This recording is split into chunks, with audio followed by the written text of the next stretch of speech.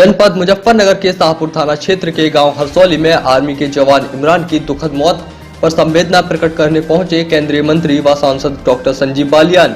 केंद्रीय मंत्री संजीव बालियान ने मृतक इमरान के परिवार को हर संभव मदद करने का आश्वासन दिया। केंद्रीय मंत्री ने परिजनों की मांग पर गांव में मृतक इमरान की याद में गेट का निर्माण करने का आश्वासन दिया और गांव वालों को कहा कि मैं अपनी तरफ से गांव में मृतक इमरान की याद में गेट का निर्माण कराऊंगा।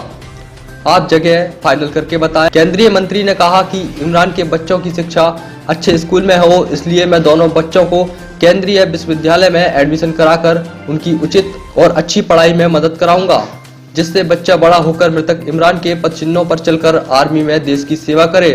गाँव वालों और परिवार वालों ने कहा कि कुटवा और हरसौली में एक ही परिवार की तरह रहने वाले लोग हैं। हमने कभी कोई भेदभाव नहीं समझा और मंत्री जी आप भी परिवार का हिस्सा हो। वहीं मंत्री संजीव बालियान ने कहा कि इमरान के परिवार की हर संभव मदद की कोशिश करेंगे। मंत्री संजीव बालियान ने कहा कि मेरे लिए यह परिवार भी मेरा ही परिवार है। मेरे ही बच्चों की तरह इनकी पढ़ाई लिखाई और आर्थिक मदद में जो मदद सरकार करेगी उससे ज्यादा मैं खुद करने की कोशिश करूंगा। मुझे मृतक इमरान की मौत का बड़ा दुख है।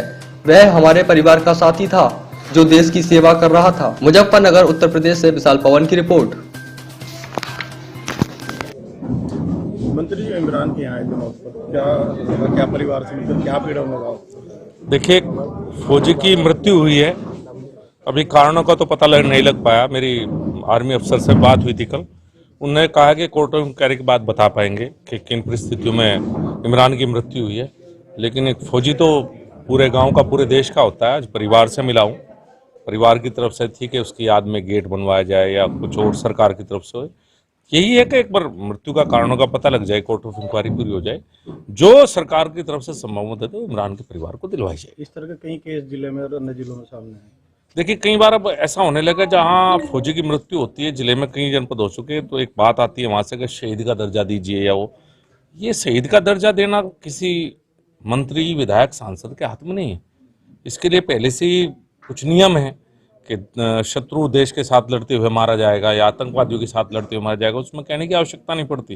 लेकिन कई बार कुछ भ्रम फैलाया जाता है। तो जनपद में इस तरह के 5 केस हो चुके हैं करीब। पिछले दिनों मोहनपुर मॉडर्न में हुआ, उसके बाद गढ़ी नवाबाद हुआ, अलावलपुर में हुआ, अभी लाख में हुआ, अभी उसमें। लेकिन ये नियम स्पष्ट है कि शहीद का दर्जा पहले से जो नियम है उनके तहत ही दिया जा सकता है। मंत्री, कल एक माहौल क्रिएट हो गया था यहाँ पर इस तरह का एचएम को लेकर कि हिंदू होता तो ये मिलता, मुस्लिम है तो नहीं मिला। ये मतलब इस तरह के लोगों की बात। देखिए जी, इन 5 केस का मैंने जिक्र किया, सब अलग अलग बिरादरी के थे। लाख वाले कश्यप थे, मोहनपुर मरने वाले जोगी थे, अलावलपुर और गढ़ी नवाबाद वाले जाट थे, और ये मुस्लिम परिवार से। पांचों की एक ही परिस्थिति है, पांचों को उतनी ही मदद मिलेगी। इसमें कहीं जाति धर्म, कम से कम मैं निवेदन करूंगा सभी से कि जाति धर्म को अपने उसमें रहने दीजिए। कम से कम फौज के साथ मत जोड़िए। फौज तो देश की रक्षा के लिए, उसमें कहीं जाति और धर्म की कोई बात नहीं। आपका नाम? चौरा। तो जी, आपने अपने बेटे को खोया है, क्या कहेंगे? बेटे कितना गम है, किस तरह से परिवार दुखी है? मैंने अपने बेटे को देश के लिए देश के लिए शहीद होया। अपने बेटे का मुझे बहुत गर्व है। उसकी जगह मेरा पोता भी जा, जब भी मुझे गम। मेरे बेटे के लिए शहीदी मिलनी चाहिए और गेट बन जाए मेरे बेटे कांटे का। मेरे बेटे के लिए शहादत मिल जाए, बस ये मांग है। कितने साल से होगी फौज की बेटे? 9 साल। 9 साल हो गए भाई फौज मंगा। सेना के लिए छोटे छोटे पहाड़ परवश करके दे दिया था। यही दुआ थी, यही दुआ सबसे।